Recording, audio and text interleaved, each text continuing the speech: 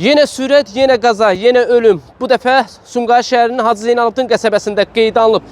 Mercedes marka avtomobil idarəetməni itirərək aşıb. Nəticədə 12 yaşlı uşaq dünyasını dəyişib.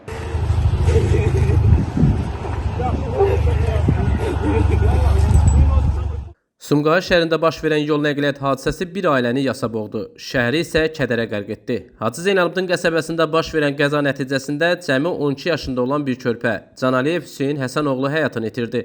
Dinazın məlumatına əsasən hadisə Mercedes markalı avtomobilin idarəetmədən çıxaraq yol kənarındakı divara çırpılması nəticəsində baş verib. Avtomobilin içində olan Hüseyn qəzanın gücünə tab gətirə bilməyib. O hadisə yerində keçinib.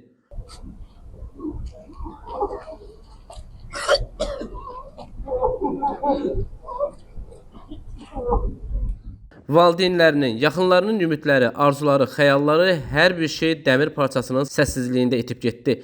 12 yaşlı bir övladın ölüm xəbəri sadəcə bir statistika deyil, bu bir ailənin faciəsidir. Bu bir məktəbin partasında boş qalan yerdir.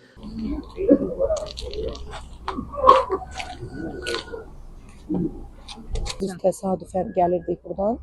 Nasoslu yolundan gəlirdik, gördük maşınlar yığılıb, bir də burada avtomobil aşmağını gördük, təcili yardım filan. Yəni biz də eşitdiklərimizə görə bu aşan maşın düz yol istiqamətində şose ilə gəlirmiş, tras yolla gəlirmiş.